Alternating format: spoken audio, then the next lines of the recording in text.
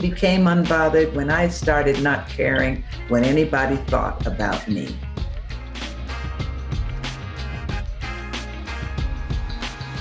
So, Miss Sheryl Lee Ralph, and you have one of those names, it's impossible not to say all three. I know, names. everybody has to say Sheryl Lee Ralph, or they say Miss Sheryl Lee Ralph, or they say the Sheryl Lee Ralph, but it's always the Sheryl Lee and the Ralph. And the Ralph, all three. And I do feel the need to call you Miss because, of course, you're significantly younger than I am. But I feel thank the need you. to call you. I feel the need to call you Miss as a sign of respect, knowing your career, knowing everything that you've done. And I had such a pleasure reading your book. It was really fantastic. Thank you. It was a great read, a very fast read. It moved well. I'm a reader, so of course I try to do the respect of whoever I have on this podcast. I'll read your book if you have one because I think it's a window into who you are. Yes, and what I loved about your book is how you turned what is typically a negative connotation, the word diva, and you turned it completely on its head because that's the name of the book, right? Redefining Diva, and I love that. And so I wanted to start with asking you, where did you get sort of the inspiration to turn something that always has a negative perception into something that I think people embrace, a powerful woman should embrace? Well, I think it's the fact that, everybody saw Diva as somebody awful. And for me, it was an acronym. So we turned it into divinely inspired, victoriously alive, awesome, audacious. And if it were a Sunday, we'd be anointed. So I wanted to turn it more into something of power, especially since I was really, really going to get the help of some very powerful women at the start of, my whole activism around HIV and AIDS back in the day. It was picking up the phone and calling Diane Reeves, Debbie Allen, Jennifer Lewis, a Loretta Devine, a Mary Wilson, calling all of these women and asking them to please join in this fight so that we might be able to, save some lives, so that we might be able to get people to understand that if you don't take care of this issue was going to take care of you. And that's exactly what has happened because, 40 years into this disease, Black women, African-American women, women of African descent carry the burden of HIV and AIDS, especially in the southern region of America. Yeah, that's something you've been extremely outspoken about. You have an entire charitable effort built around providing money for HIV research and for other things related to HIV and AIDS. And I was struck by something that you said about how you never expected that this would be a disease that in 2022 that would still be at the point that it is. It's not that people aren't educated or aware, but it still very much is rampant. And that is kind of surprising. Can you just elaborate on that a little more about, knowing that there's been some progress, but not the progress that you would expect? For me, it's very interesting because I see very similar paths now with COVID, the same as I saw back in the day around HIV and AIDS. And I'm talking particularly around their effects on people of color. Pick one, Black. We were very slow to realize that HIV and AIDS was very much a part of our problem because in listening to the message of the general population, it was a gay white man's problem. I never saw it as a white man's problem per se, because Black people I knew were fighting the disease. I knew that. And I could see there was a direct, for me, correlation between HIV, AIDS, and crack, the crack epidemic that was taking place at the very same time. And if people were being infected in any way with intravenous drug use, as they were talking about in the general population, in my mind, my God, we are in direct line for infection with the drug use, the crack epidemic. Nobody wanted to talk about that. Nobody wanted to address that. But I believe that's how we crossed with such heavy infection rates, and trying to raise that bell of awareness was very difficult. People were very unkind. They told me I was a loose cannon. They told me I didn't know what I was talking about. They told me that I was off message. And in my mind, yes, I'm off message because this is not necessarily the message that our community needs to hear. We're facing a different group of circumstances. So now here we are with COVID-19. Okay, HIV, we didn't want to use the condoms. We didn't use the condoms. HIV, even though it was a known barrier of protection against the disease. We didn't want to get tested. Okay, and if we did get tested, we got one test. We didn't come back to find our results. So we were still in the dark. We didn't know our status. Now we're very wary of everything. We don't want to use the masks, even though we know they're a known barrier of protection against COVID-19. We don't want to take the vaccines because we don't trust the vaccines. So as the messaging continues, they're now saying that if people have not been vaccinated, if they have not done what the government has asked them to do, and that's all people, should they become ill, there is no help and assistance for them. And who are the people that are left out? Same people that were left out the last time, the same people that are always left out, and that is people who are marginalized, discriminated against. That is people like us, Black people. It is serious, it is real, it is happening in front of my eyes once again. And it has been almost 1 million deaths. And I don't know how many of those people would be essential people, Because all of a sudden now we realize that we are essential.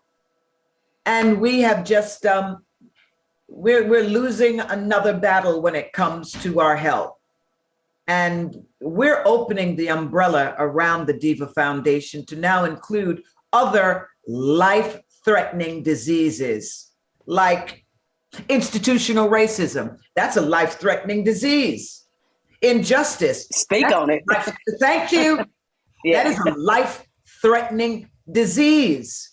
Mental wellness. March is, every March we celebrate Black History Month. And the theme, and a lot of people don't realize that Black History Month always has a theme every year. And this year's theme was health and wellness. And it was so interesting to me to find out the theme for this year, because I said, my God, that is absolutely on point, because we are suffering with our health. We are suffering with our wellness. And I find it very, very disturbing that we are becoming slower and slower to our own aid, to our own defense. And it's, in many ways, sometimes I say I'm at a loss, but then I'm like, no, it's just a little bit confounding right now, but you have to carry on because I'm on the right path of raising awareness for us. I'm on the right path of developing trusted messengers for us. I have been telling the truth that has become obvious to everybody now. And I say, just continue on that path, because we must do more than survive. We must thrive. HIV, AIDS, now COVID, institutional racism, seems to always have been a part of your makeup.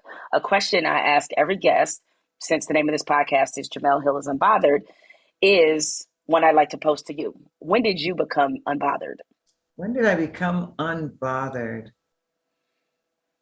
When I realized life isn't fair. Life is life, and you live it. Nobody owes you anything. If people are nice to you and you get something in life, that's wonderful. You must be responsible for you, because to think that anybody else is going to be responsible for you is foolish thinking. And probably became unbothered when I started not caring what anybody thought about me, because I realized that you could be as right as rain. You could be as on time as Mother Nature, and people will still talk about you and say horrible things about you. Look, you could be as wonderful as Christ, and they will still crucify you. So I said, I can't think about all of this. I'm just like, guess what? I will be my own best friend.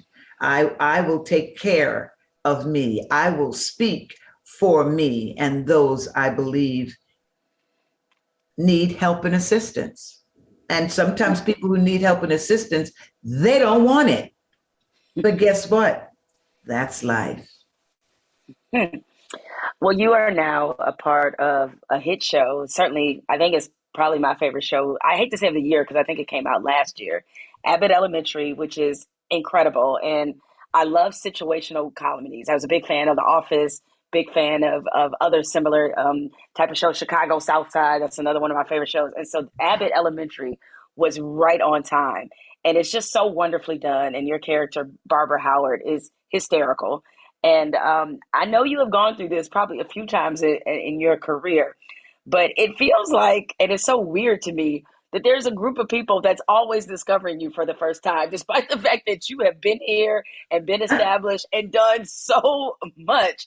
So what does it feel like to be a part of, for people who don't know, another hit show? Because this ain't your first by any stretch. You know what? It's so interesting that you say that, because for me, it seems like my cup is always filling up.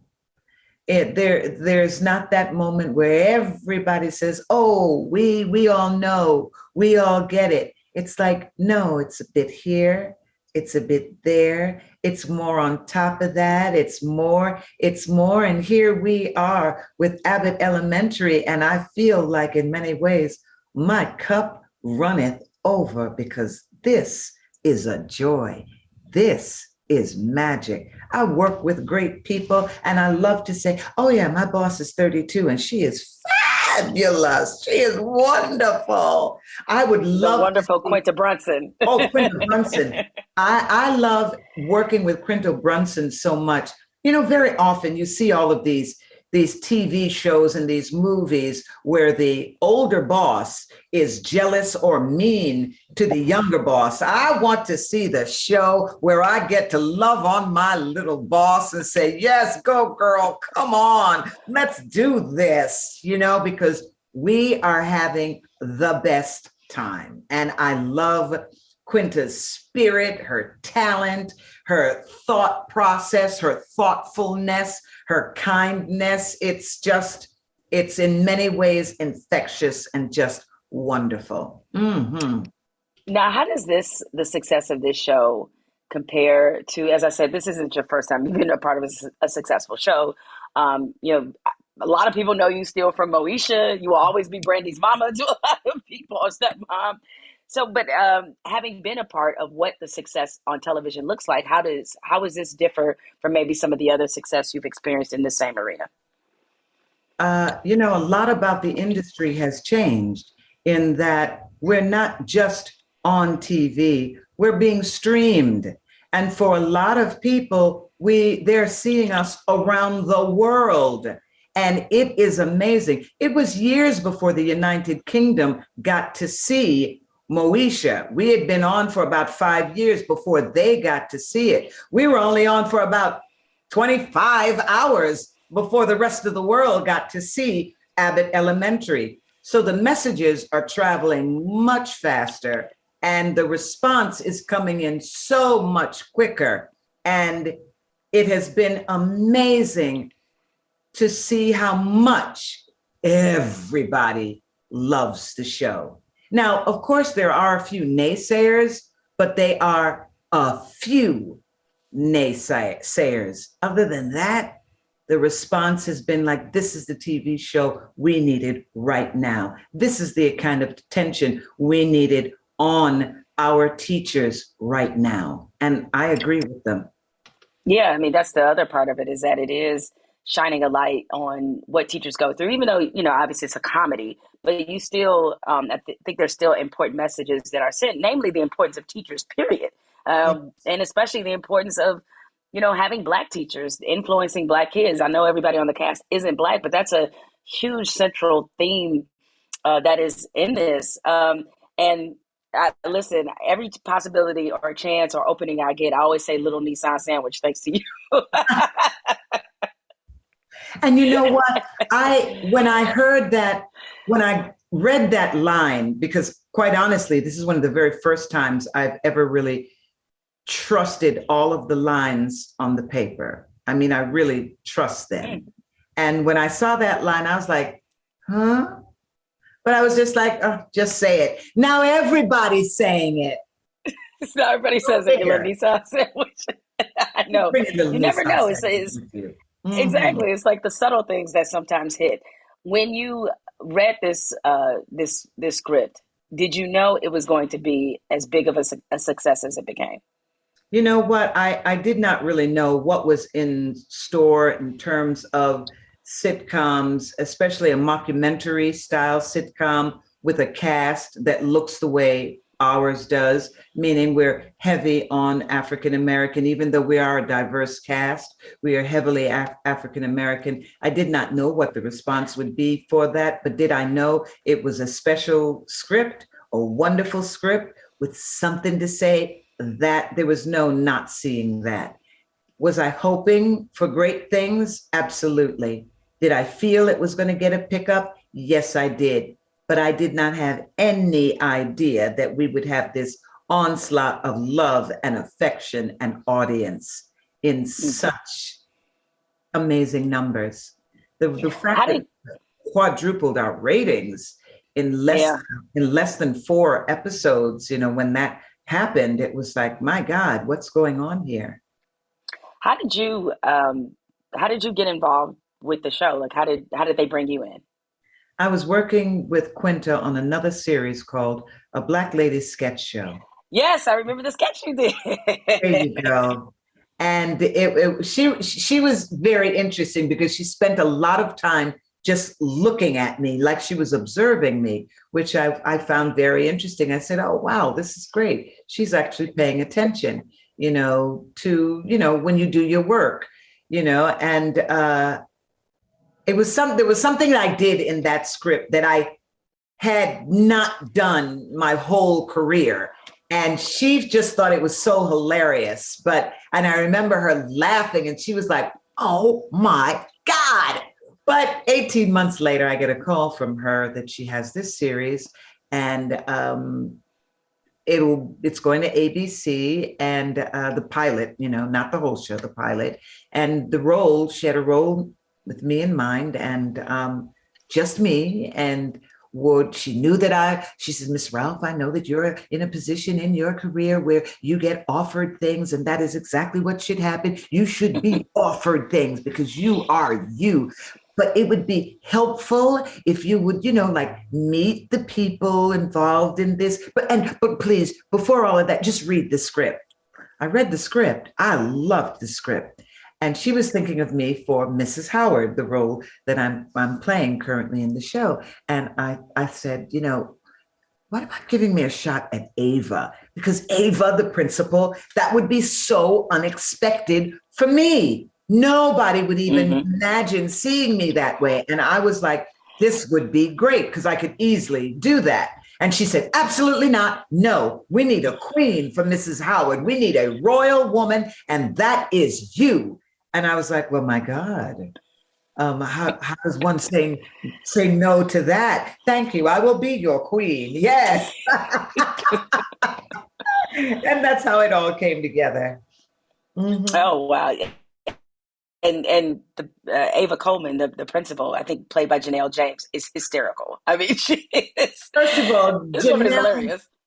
Janelle is she's very new to this whole sitcom thing, multi-camera thing. She's an incredible writer, great stand-up comedian, but she brings such an unabashed, unapologetic to the role that is it's really pretty phenomenal.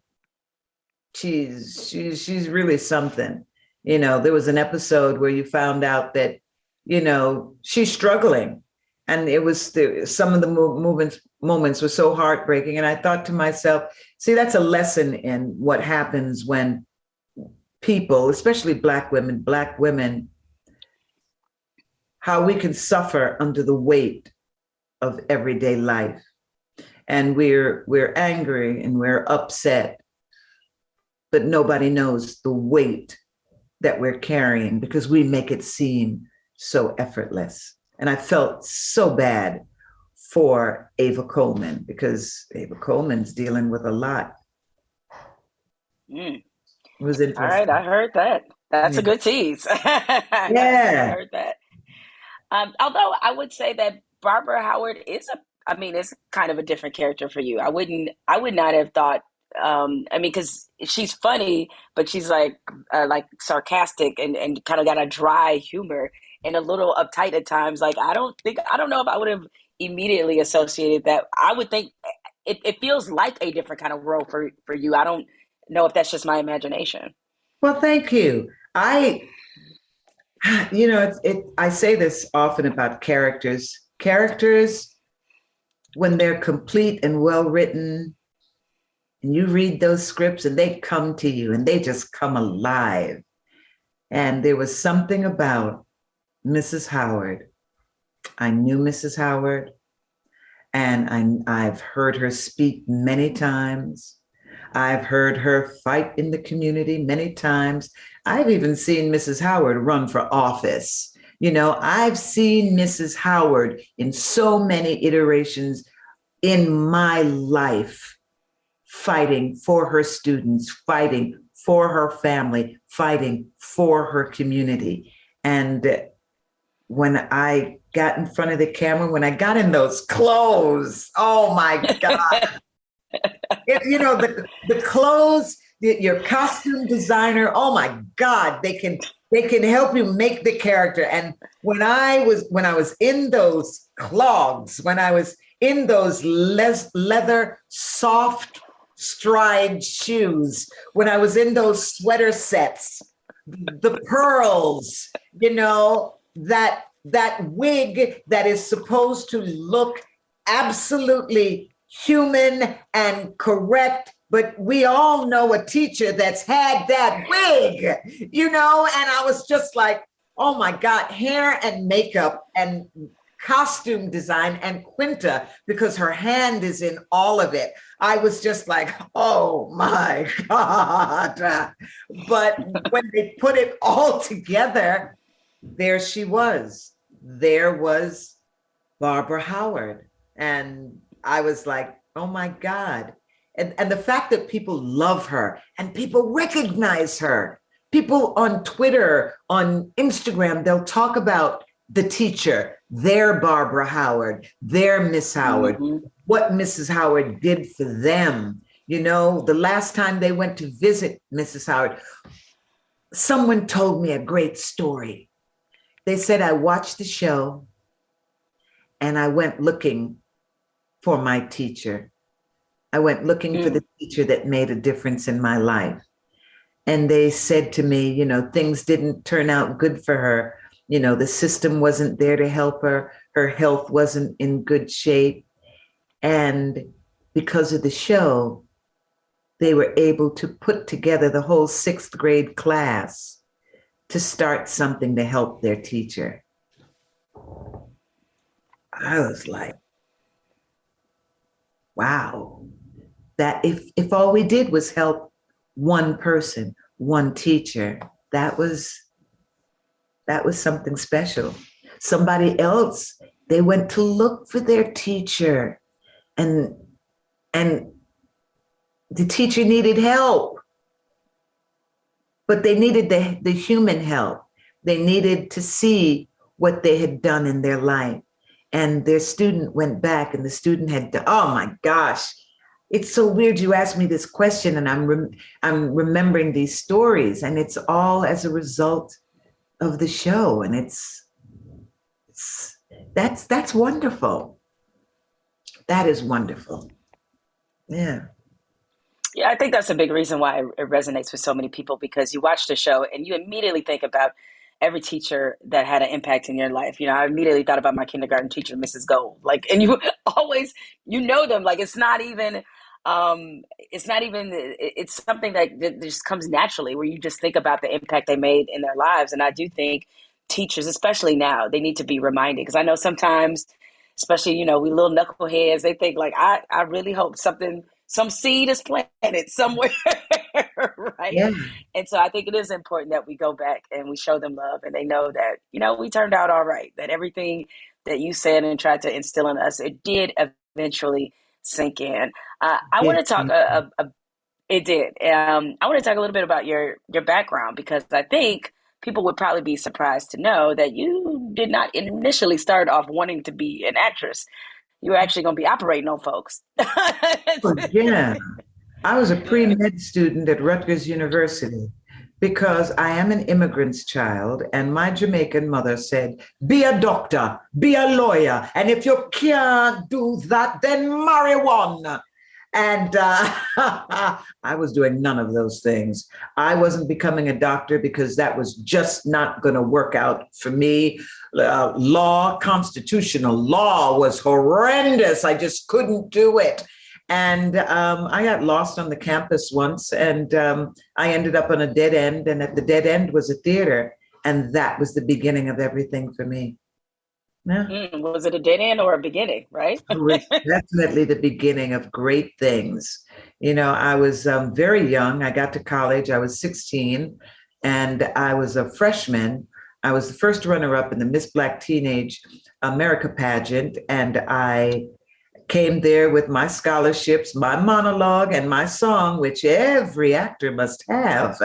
And I presented my monologue in the theater that day, and it was Dr. Jack Bettenbender, and he cast me as a 16-year-old freshman in the upper class. Well, it's not supposed to be upper class, but it is for the upper class men and women, and I got the role, and that was it.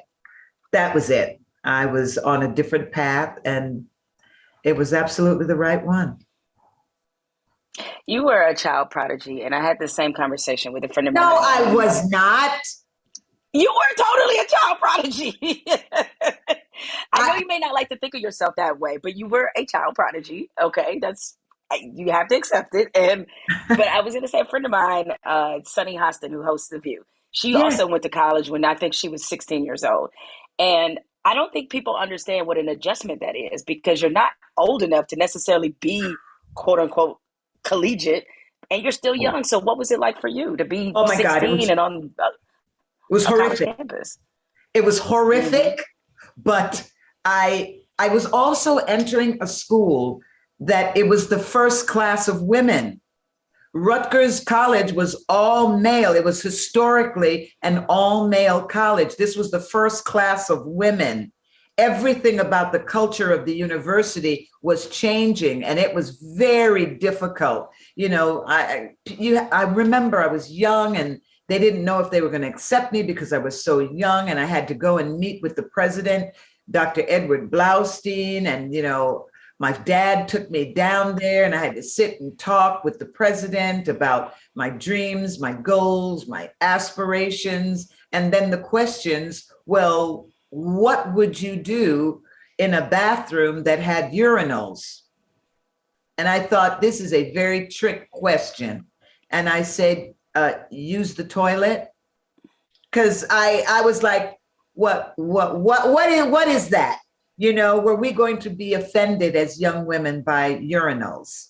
Because, you know, it was a male college, and that's how everything was set up for men. So maybe the question was, how will you fit in an obvious, historic male situation. And then, discovering theater and discovering also that I could not do what is female. Because I was on a male campus, I had to take male studies, which included English literature, of course, the sciences and the maths, government, all of that. If I wanted to pursue theater, I had to go over to the female campus, Douglas campus. I thought, wow, that's very interesting. And it was told to you just like that. And then it was very strange because I started winning awards. I was nominated, then chosen as one of the top 10 college women in America by Glamour magazine. And people were a bit befuddled that this girl was bringing notoriety to this historic. It's interesting you asked me that question, and now that I think about it, this was like very odd because they didn't know what to do with you. They were like, wow, they're going to put Rutgers College in Glamour magazine, and she's a Black girl. They were very confused by all of that. Now that was within the academics. Socially, oh my God, guys, I remember my aunt mailed me a paperback copy. It was actually a newspaper book called Our Bodies, Ourselves, to be fully aware that there are going to be boys there, there are going to be men there, there's going to be you there, and you're basically a kid because you won't be 18 for at least a whole 2 years.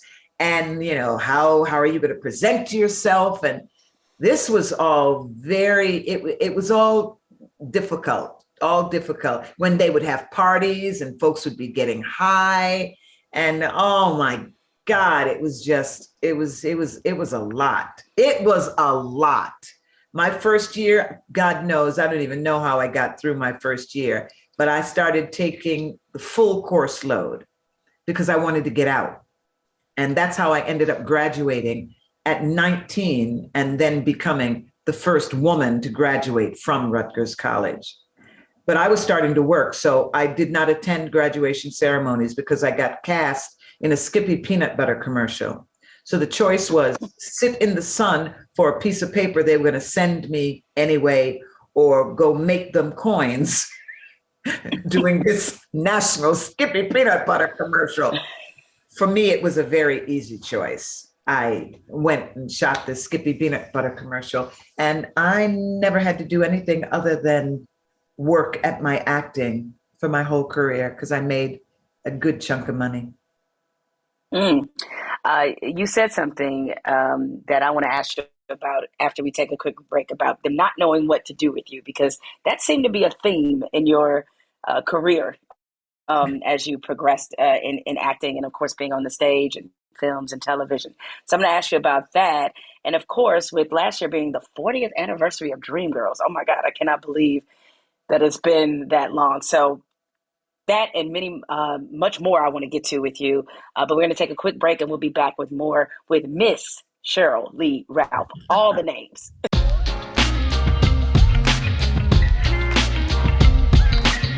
So you were saying, as I noted before we took a break, about how at Rutgers, even then, you had that feeling or that people, quote, didn't know what to do with you. Here you were, this child prodigy in this sort of adult transitional world. I know you hate the label, but you were adult transitional world. And then later on, it was a story that you told about how Robert De Niro kind of told you the same thing and how a casting director told you the same thing. This is something that a lot of Black people, a lot of Black women, this idea of not knowing what to do with us. How did you cope with that throughout your career? Because you're super talented, and I'm gonna just say it. I'm sure you thought it, but if you were white, they would know exactly what to do with you, which is put you in all the things and make you the biggest star possible. So, how did you cope with this idea that they don't know what to do with a Miss Sheryl Lee Ralph? That's so interesting because you live your life, and things happened, and then somebody comes along and they say, okay, this happened, this happened, this happened. How did you deal with that? And I'm just like, whoa, all of that did happen because I really have to think about the dots and connect the dots. Sidney Poitier cast me in my very first film. It was a piece of the action. Mr. Poitier looked at me and said, I wish this industry had more to offer you because you deserve it. I remember that. I went and 5 years later, I did Dreamgirls. When I left the company to come to California, I had a big interview with a big Hollywood casting agent who looked at me and said, everybody knows you're a beautiful, talented Black girl, but what do we do with a beautiful, talented Black girl? Do we put you in a movie with Tom Cruise? Does he kiss you? Who goes to see that movie? And I remember thinking, damn, this is rough. I came out of that place and I stood on those steps and I remember thinking, whoa, everybody knows I'm a beautiful, talented Black girl and I should be in the movies with the likes of a Tom Cruise and you should kiss me. And I said, this town ain't gonna get me. I know I belong right here. And then the moment that you're talking about with Robert De Niro, that's like maybe 10 years later. And Robert De Niro looks at me after doing a scene and he says, you are damn good. You are DGA, damn good actress. And it's sad because Hollywood is not looking for you. So you better climb that mountain and wave the red flag and let them know you're here because they're not looking for you. I was like, whoa, whoa. But I'm being consistently told that I deserve to be here, that I'm good, that I belong. And, you know, that goes back to what you said earlier. I had to become unbothered by all of this and just carry on and do what I know I was meant to do. And that was do great things in this industry. That was to hang on, to be here for a Quinta Brunson to come along and said, I need a queen, I need a royal woman, and that is you, because you deserve it. Yeah, you hang in there. You keep carrying on. You keep knowing your truth. You keep holding on to who you know you are because I have done the work. I put in the work and I'm a wonderful person through it all. Yeah. And every door that has been closed to me was supposed to be closed to me. Because if it was supposed to be open, it would have been open, but it wasn't. And so I have opened many doors for others. And because I did it for others, I now get to walk through the great door. That part. You wrote in your book about something your grandmother said, which really resonated with me because it does seem like the roles you pick, you're very intentional about why you pick them. And you said your grandmother said, when you walk into a room, the whole race enters with you. Is that, because you're trying to navigate an acting career. So how were you able to handle that responsibility at the same time trying to further your career? By the fact that I knew that for me to be a bitch, for me to be a hoe, for me to be a drug dealer, for me to be a drug addict through someone else's eyes was a nasty, horrible thing. And I did not want to be any of those things through someone else's eyes, because there was a whole time in the industry where white people, white writers told you who you were. So if they told me I was stupid, if they told me I was nasty, if they told me I was a hoe, if they told me I was a bitch, that was the worst thing that could happen to me because they didn't value me at all. And I didn't want that image of me to be seen for generations because my plan was to last. My plan was to be here as I am here now. That was part of the plan. My plan was to have other young women look at my work and say, wow. And I want them to say, wow, because it's for them. It's been done by choice for them to look and understand you can be Black, dark girl, Black, beautiful, smart. You can do it. There is more out there for you. And I had great mentors that encouraged me. Rosalind Cash. I stayed with Rosalind when I got out of college. She used to come check on me in college. Virginia Capers from Broadway. Oh my God, she helped me find my first apartment. These women, Judy Pace was a stunning example of truly Black girl beauty. You know, I remember meeting Beverly Todd when I was 16, going into acting class at the Negro Ensemble Company. And she looked at me and she said, who's this little Black girl looking like me? You know, Susan Taylor. You know, I met Susan when I was like 10 or 11 years old in Jamaica. I had great mentors, great women to look up to who I felt were doing wonderful things. So for me, it was, I should be doing wonderful things. You've seen this business go through so many different evolutions when it comes to Black actors. And I can't decide, and I want to hear your thoughts. Is it that today Hollywood is able to amplify somebody like Quinta Brunson? Or is it the fact that somebody like Quinta Brunson has decided, I'm sick of waiting on y'all? Somebody like Issa Rae has decided, I'm sick of waiting on y'all. Robin Thede, I'm sick of waiting on y'all. I'm going to do my own thing. So is it that Hollywood is finally kind of revolutionizing and doing what they should have always been doing? Or do we now have Black people who are just determined to get things done on their own? It's all of that.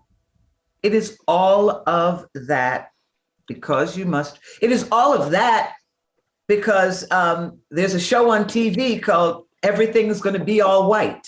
And I believe it's on Showtime. Now, it is. I'm in it. Now, if there can be a show like that on TV that only got, by the way, 1 star from IMDb, which I don't understand. If there can be that, there has to be an ally. There has to be somebody in the industry that is able to give it a green light, as in the go or open the door. When I was starting out, there were very, very few allies, very few. And everybody was fighting for the one role every 10 years. Like we started out saying, the industry's changed. It's quicker, it's faster, it's more, there's a whole lot more data and information. This industry is built like many on the bottom line, and the color is always green. And if the color green can be stacked up for influence and openings, that's what's going to happen. So now time passes, some of the old thinking retires, some of the old thinking dies away. New people come in, they're more open. You know, there's still a lot of people who have never met anybody of any other color, but more and more you're finding people who never saw Black people, never saw brown people, you know, hence we say, oh, I see Black people. They couldn't see us before. One, we were not close to them, we were not around them, they didn't want to see us, but now things are changing. It's like, oh my God, there are Black people. Money is being made more by Black people. We now have credit cards. More doors are opening. Your family couldn't get that generational wealth when your great grandfather went to war and they were given the white soldiers houses, but they refused to give Black soldiers houses. Why? Just because they were Black.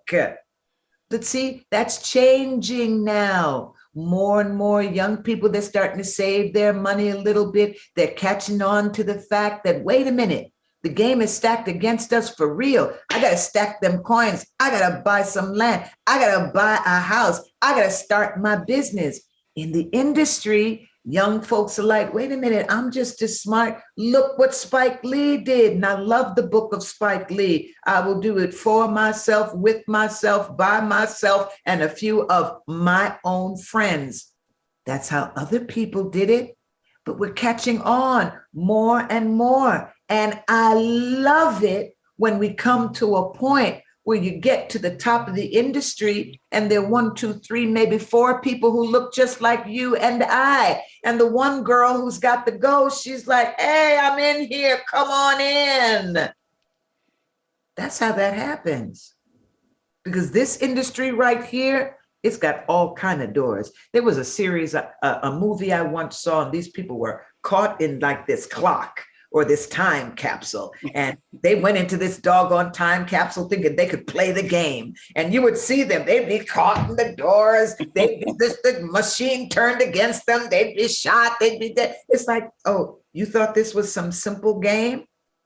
This is not for the faint and weak of heart. If you are in there, in that machine, you are expected to deliver. And if you got a good mentor, if you got a good ally, that's the only way you're getting in.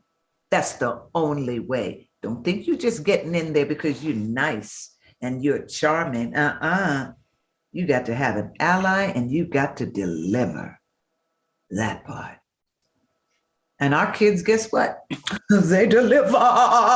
Thank you. They deliver. Were you ever... I hope I answered that question. Oh, no, you answered that question wonderfully. You did. Were you ever, at any point in your career, did you ever think about leaving Hollywood behind? Did you ever think about... Oh, hell no. No, you don't even need to finish that question. No. Okay. No. No. Moving on now. I think you answered that emphatically enough. The answer is hell no. Okay, I got it. As I mentioned earlier, last year was the 40th anniversary of Dreamgirls. And I cannot wait to tell my mother I interviewed you, because that is maybe your performance in that is probably one of her favorite performances of all time. And she just loves the entire story. And obviously you guys were on Broadway for like ever. What does it mean to you that this material that, you were in on the ground floor that you helped develop has aged so well? It's a timeless story. First of all, I love everything about Dreamgirls. Like you said, to be a part of something from the very beginning, from the first word, from the first lyric, the first verse, the first piece of music, and to see it take up so many pages in theater history, Broadway theater history now is amazing and wonderful to me. It's hard sometimes because, we really helped develop something that, like I said, has become historic. And I don't think we ever got our proper due from it. We workshopped that show, we worked it, and we don't share in its success. We share in the acknowledgement of the show, but we don't share monetarily in the success of the show. And I've always felt that was unfair, and that shouldn't have been done to us like that, but it has been. And I think, you take the bitter with the sweet and know what you've done and just carry on from there.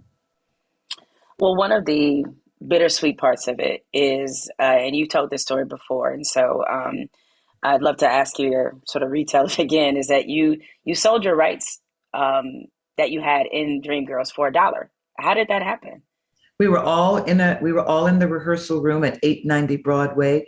The show was going to move forward. And there were some people that had closer relationships with productions than, the other group of people. And they brought in this piece of paper and they told us to sign it. And it was in rehearsal. And, I really felt, we should get somebody to read it, but it had to be signed by all of us. And the pressure was on that it had to be signed right then. Or if not, we didn't move forward. And, you're like 22 years old and it's like all your dreams coming true and all. And we signed it away and that was it. We've gotten basically nothing. We didn't get a copy of the Grammy to hang on my wall. Didn't get a copy of the Tony to hang on the wall. And, that was that. That was that. Was there any period of time, because how the business end didn't work out? Did you, I don't know, how did you feel about Dreamgirls? Like seeing it become what it became, this institution? Was it seeing the success of it? Was that hard to see? No. I think what was hard was when they were doing the movie and they just acted like you had never created this. They acted like you had never been a part of this. And they were very comfortable Xing you out. They were very comfortable trying to silence your voice, like nobody needed to hear from you, like we weren't as important as we are and have been to the show. That hurt. But guess what? I was at the Tyler Perry opening of his studio, and I had on this beautiful gold and yellow beaded gown that my husband had picked out for me. And I walked in and walked down the stairs, and down at the bottom of the stairs, right in front of me, in an equally beautiful gold and yellow gown, was Beyoncé. And she turned to me with open arms and she said, "Thank you, Miss Ralph. I want to thank you for everything that you have done for me and the girls." And I was like, wow, don't make me start crying up in here. That I felt, of course, it doesn't heal all the wounds, but she said it. And that was that. Yeah, I mean, the fact that she, went out of her way to do it, that had to be pretty, meaningful for you. I still think to this day, had I been asked to coach or talk with her about that performance, about the evolution of Deena, she would have won something. Because to me, the direction for her as Deena was not, it wasn't the winning direction of Deena. Her performance, and she has it, there was still, and I was just like, oh my God, no, it's this. And it's just, sometimes it's just small things. And I said, you can be above that. But anyway, that's lipstick and lashes under the bridge. You mentioned your husband a moment ago and the Pennsylvania State Senator, Vincent Hughes. How are you two able to balance you having a full acting career, him being a politician of all things? How are you guys made that work? You know what? My husband, he remembers everything. He remembers every date. He remembers every second. He remembers it all. And this January was 20 years of us being together. 20 years. I was like, are you kidding me? He was like, yes, it's 20 years. We'll be married 17 years this year. I was like, okay. But we always knew that he could not leave Pennsylvania. He wasn't leaving Pennsylvania. That's his career. That's what he's worked for. He had his 2 children. We always knew I was not leaving California. I have my career I have what I've been building my whole life, and I have my two children. So, everybody knows when you have children, nobody's children can just leave the state. You have to have a whole lot has to go on before children leave the state to go live with anybody other than their parents. So it was best that we both have our two children and have our lives and live our lives in our state. And one of us would have to commute. And for the past 20 years, that one has been me, because I travel and have the ability to travel much more than he does. He spends a lot of his time in his constituency and at the Capitol. So that's what they do. And for me, I travel, and it has worked out beautifully. For 20 years, we basically see each other like every 2 weeks, and that works out beautifully.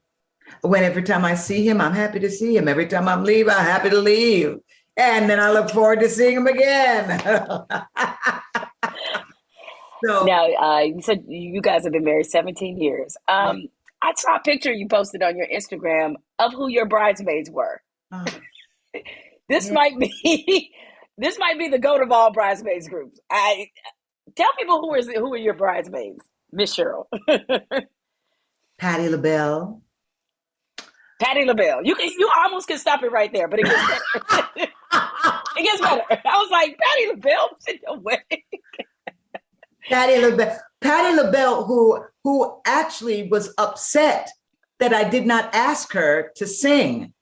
And for me, I really wanted the bonds of friendship and sisterhood. I did not want her to think that I was asking her to be in my bridal party because I wanted her to sing. No, I wanted your sisterhood. I wanted your friendship. So Patti LaBelle, Loretta Devine, Jennifer Lewis. Jennifer Lewis was also upset that I didn't ask her to sing. And Jennifer Lewis, now you have to imagine this, because this is true. The doors are about to open for the bridal party to come down the aisle. Jennifer Lewis pulls me aside, I'm the bride, and says, "Now, Ralph, I know that this is your wedding, and it is you, the bride, but I may never have one of these. And so, when those doors open, it is all about me." And when we have it all on film. When the doors opened and she walked down the aisle, oh, Jennifer Lewis was the bride. Yes, she was the bride. Oh yeah, Judge Maybelline it was just the makeup of some of the most wonderful, Niecy Nash. It was just an amazing group of women. My longtime friend from college, Sandra, who ended up on Entertainment Tonight every night because they followed the wedding for the whole week. And she was in med school. She'd always wanted to be a doctor. And after she had her children, she went to med school. And, they pull these all-nighters. And she had to pull an all-nighter in order to get on the plane. And just as I was about ready to say I do, I hear all of this stuff going on to the left. And I literally see my father leap over the pew like Superman to catch Sandra, who is fainting as I say, I do. I was like, oh God, what is going on? And Vincent is pulling me this way, to say, I do. Oh, it was, oh my God, it was, I'll never forget it. Never. Please tell me you had a bachelorette party. Please tell me you did. We did have a bachelorette party, but you know what? I think I'm kind of like, I'm a little conservative. I would have preferred to have what the girls have now. You don't need to have people learning how to do a poll or anything like that. Nothing. No, I would prefer probably the night before the night of, a late night supper where all the girls just get together and talk and drink fabulous champagne and look at beautiful pictures and talk about where we're going when we all gather a year later to go do something in Italy. Oh, I love the way the brides are doing it now. Oh, that whole vibe is like, yes, honey, that's what I need to be doing. Oh, yeah. But yeah, no, nothing scandalous, nothing. No. Mm-mm. Well, I do think that, some of that has changed. Like, I mean, I had my bachelorette party probably a full 3 or 4 months before I got married. I got married in 2019, and we went to Jamaica. But we went to, your home.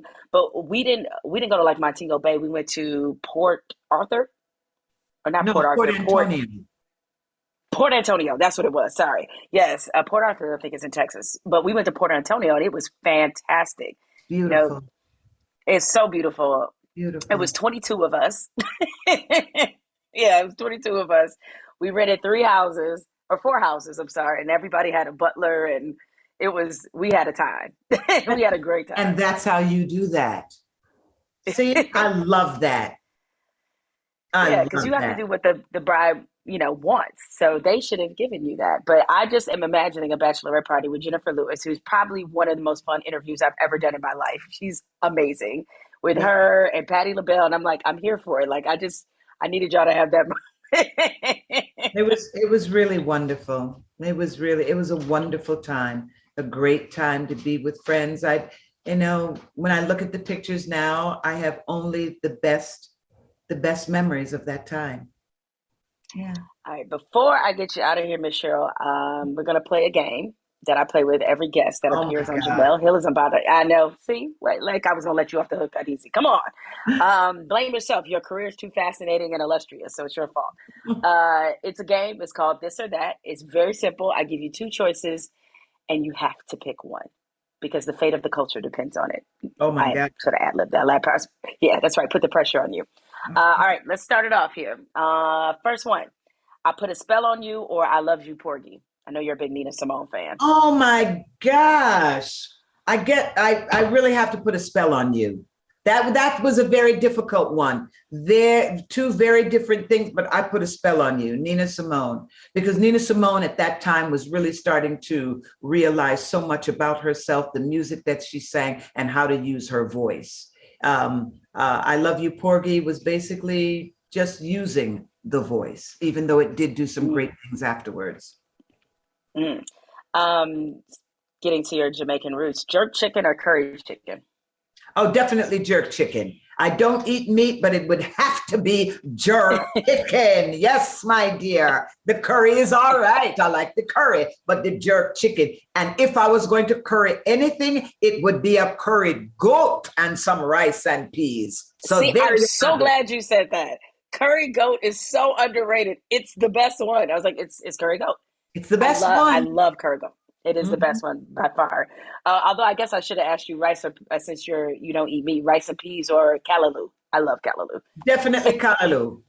Callaloo any day of the week. In fact, every day of the week. Callaloo. Okay. Better theme song, The Jeffersons or Good Times? You appeared on both. Oh my gosh. I'm going to have to choose The Jeffersons. It was my very first piece of episodic TV, and Sherman Hemsley stayed in touch with me. He played my dad on Designing Women. He played my father-in-law on another small series I did called One Love. So I'm going to have to thank Sherman Hemsley for being a wonderful human being to me. Although Good Times, people still talk about, oh, the night air is murder on my lip gloss. I know that sounds like it's so. I'm sure it's interesting to you what people, because I'm sure wherever you go, people are either calling you, Moesha's stepmom, or like the what resonates with people. I'm sure always has to be fascinating for you. It really is. It really is. Even now on Instagram, I'm just like, my God, what resonates? How does this resonate and this doesn't? So I'm always fascinated by that. All right. Cadavers or constitutional law? Oh my God. You know what?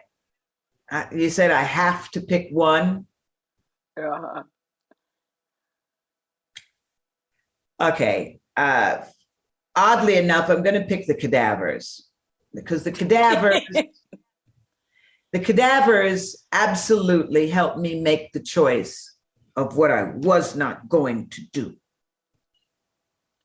But years later, when Sandra, I was telling you about my friend Sandra, decided she was going to med school, they invited me to the white coat ceremony for the first year med students. And my uncle was the head of the department at Howard at the time, Dr. Trout. And he said, we're going to go meet the students. And he walked me down the hall and it had that smell. And I was like, whoa, whoa, where are we going? And he was like, we're going to meet the students. Oh my God. And I'm like, oh my God, I'm coming face to face with my biggest fear in life. The door is open. And there are all of these students with their hands in all of these open bodies. And they literally take their hands out of the bodies and they see me and they walk towards me and they're like, oh, Miss Ralph, thank you so much for coming. And I was just like, oh, hello, how are you? Wonderful to see you. And I'll never forget what I saw in that room that day. But I did two things. I knew my boundaries and I faced my fears. So I thank the cadavers. All right. And finally, D. Mitchell or Florence Watson? Wow. I can't possibly choose. No way to choose one. You gotta pick one. No, I mean, first of all, my daughter in Moesha, Brandy. My daughter in Sister Act 2, Lauryn Hill. I still see both my children every now and then. Oh my God.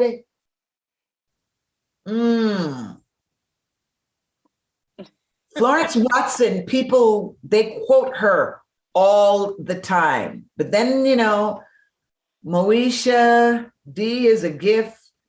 Oh, or a GIF, however you say it. Yes, she is. A lot of people rediscovering D, or discovering in some cases, because Moesha with it big on Netflix, you know. So big on Netflix. I can't choose. And might I say, Sister Act 2 is firmly in the conversation for one of the great sequels of all time, for sure. Oh my God.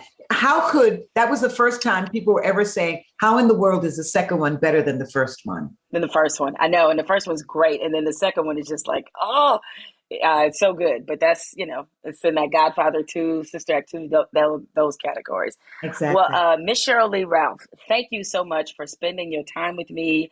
And, you know, you just have such a fantastic career. And I'm so happy that there are some people, I guess, discovering you on Abbott Elementary, but it's a remarkable show. It's so funny. And for those listening, if you haven't watched it, you really need to get on the show. It's available on streaming on Hulu. Also, you can catch it, of course, on ABC. Very funny. And, you know, Barbara Howard is all of our teachers. That's all I can say. She is. I mean, it's the Sunday school vibes for me. When you talk about her dressing, I was like, she is dressed just like you would imagine a second grade teacher to be dressing. Thank you to our costume designer. Susan did an amazing job. Thank you. Thank you, Quinta Brunson. And thank you for being so unbothered. Oh, I will receive that. Well, Miss Sheryl Lee Ralph is getting out of here. Y'all know what's coming up next. Final segment. Fuck it, I'm bothered.